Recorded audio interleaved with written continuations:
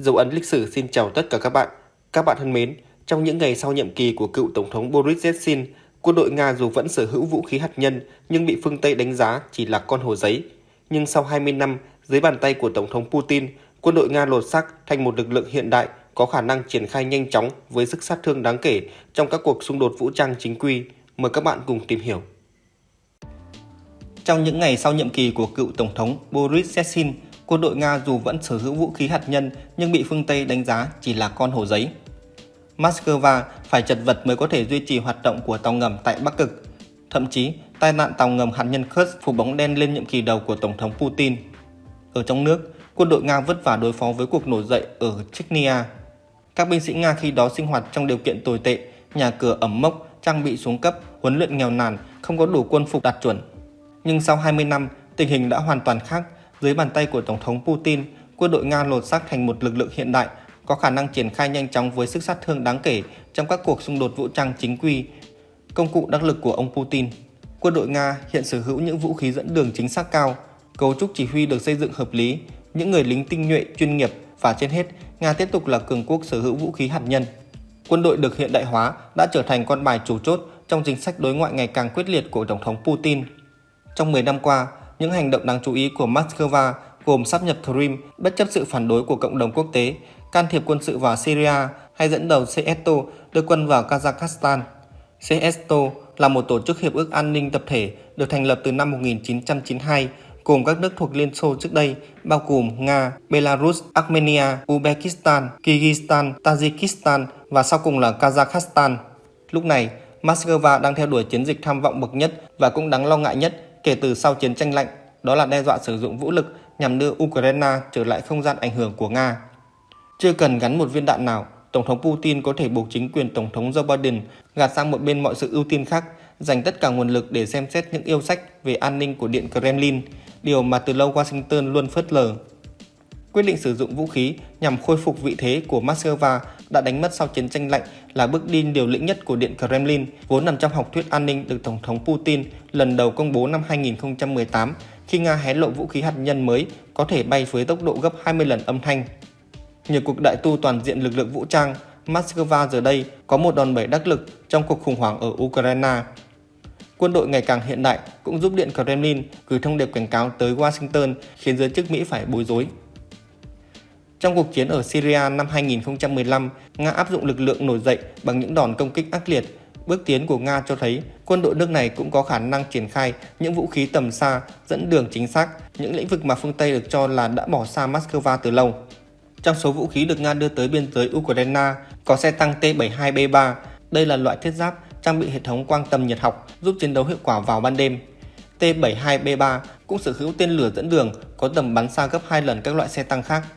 Các tàu chiến Nga ở Biển Đen được trang bị tên lửa dẫn đường Kalib đi cùng tên lửa đạn đạo Iskander-M triển khai trên bộ, có khả năng phá hủy toàn bộ mục tiêu trên lãnh thổ Ukraine.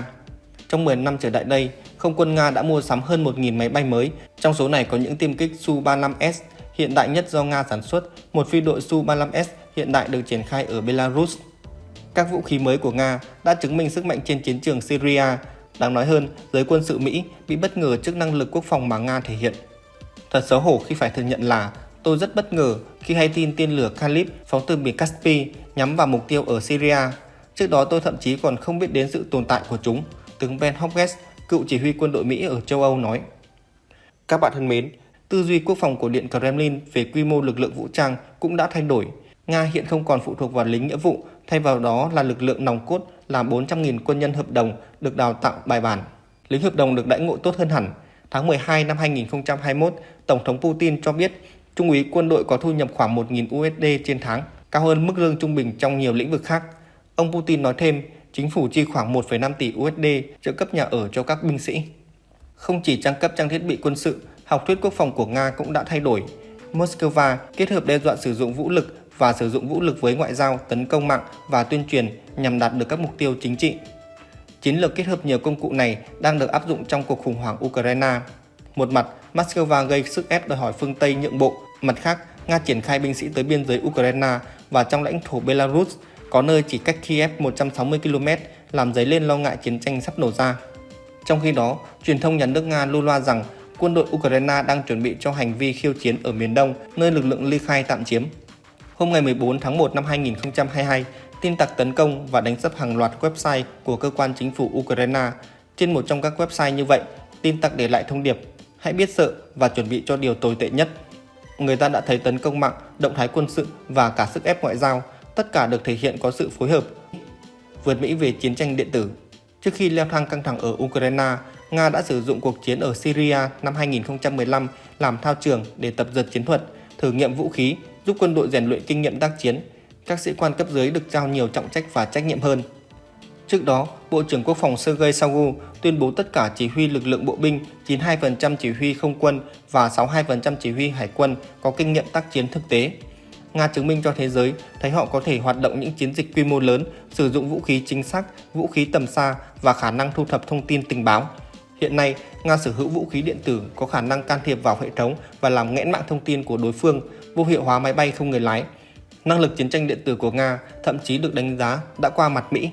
Suốt 20 năm qua, chúng ta tập trung vào iPhone, điện thoại thông minh và các mạng lưới khủng bố, trong khi đối thủ phát triển những vũ khí đánh chặn hiệu quả, uy lực, tướng Hawkes, cựu chỉ huy lực lượng Mỹ ở châu Âu nói. Dĩ nhiên, quân đội Nga vẫn còn nhiều hạn chế. Nền kinh tế dân sự Nga không có khả năng sản xuất các sản phẩm công nghệ cao, trong khi đầu tư nghiên cứu và phát triển gần như không tồn tại. Bởi vậy, tình trạng thiếu hụt linh kiện công nghệ cao là không thể tránh khỏi.